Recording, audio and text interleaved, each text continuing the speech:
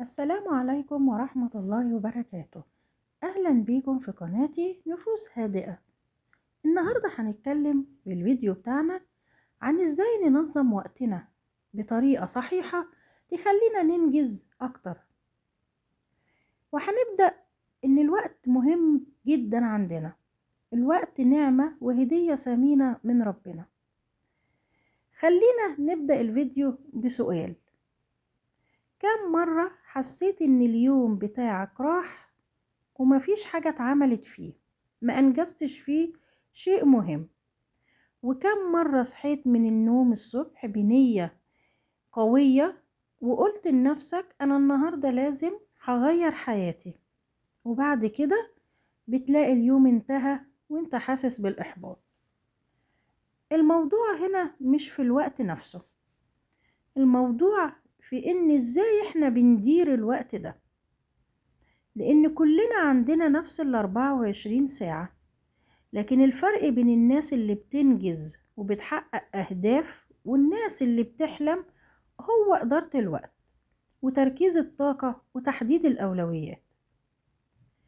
أول حاجة لازم نفهمها إن الوقت مش هو العدو لينا، لكن العدو الحقيقي هو إهدار الوقت بدون وعي. أغلبنا بنقضي وقتنا على الموبايل، على السوشيال ميديا، على الرد على الرسائل والمكالمات أو حاجات صغيرة مش مهمة، والنتيجة بنيجي في آخر اليوم بنحس بعدم الإنجاز. لأن الفرق بين الانشغال والإنجاز كبير جدا. الانشغال بيستهلك وقتك وطاقتك، لكن الإنجاز بيبني حياتك.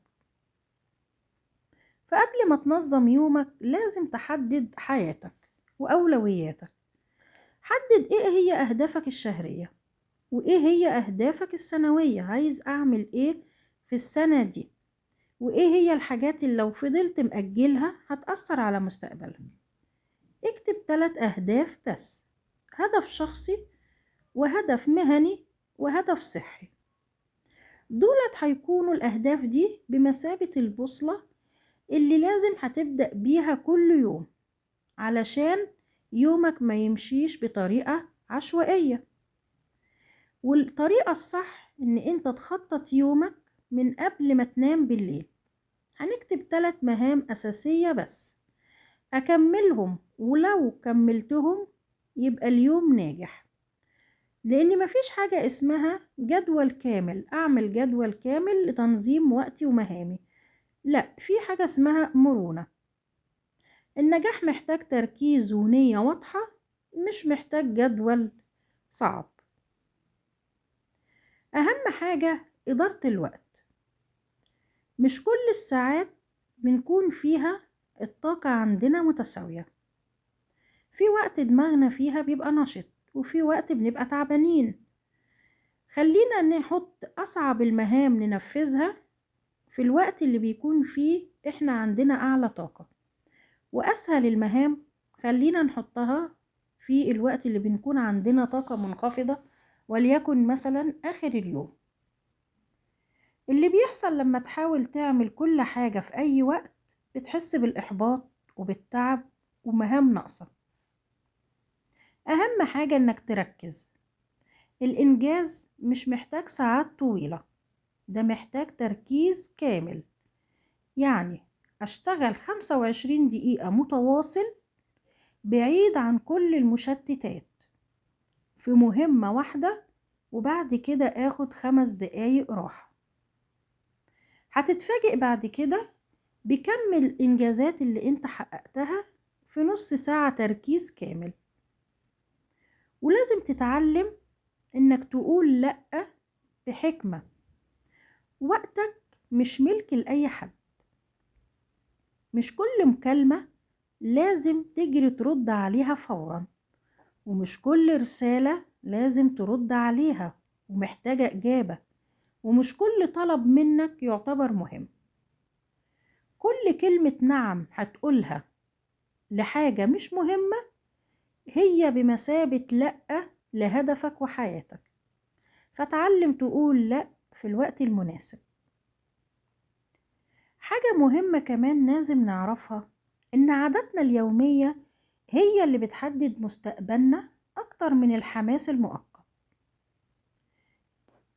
يعني الصبح مثلا في أول اليوم أخد أهم مهمة عندي، وبعد الظهر المهمة المتوسطة، وفي بالليل في المساء المهمة البسيطة. وكل أسبوع أعيد تقييم العادات دي، هحس بتحسن مستمر. واعرف إن هيجي يوم مش هتعمل حاجة فيه، أو هتكسل، أو هتأجل. ده شيء طبيعي، بس المهم ما تحولش فشل اليوم لحياتك كله. ودايما اسأل نفسك، أنا اتعلمت إيه النهاردة؟ إيه اللي ممكن أغيره بكرة؟ الفشل عبارة عن درس مش نهاية. وكل مرة، كل أسبوع راجع حياتك مرة.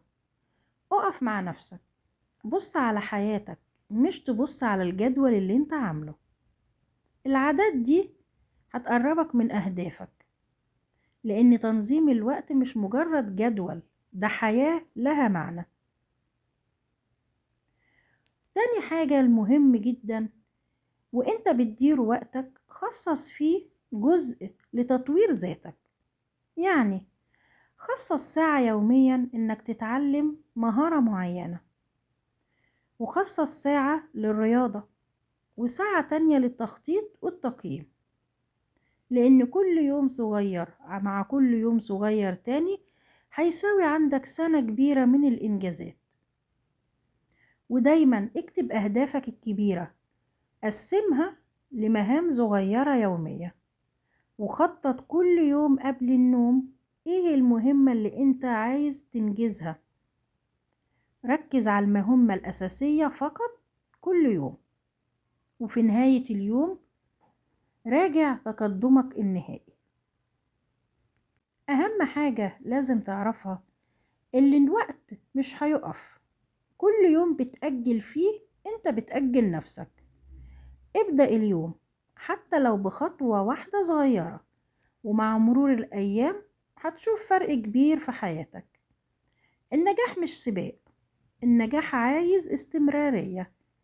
خلي كل يوم له معنى، وكل دقيقة في حياتك ليها قيمة، وكل قرار يصب في مستقبل أحسن ليك. ولو الفيديو عجبك ما تنساش تعمل لايك وتشترك في القناة. والسلام عليكم ورحمة الله وبركاته.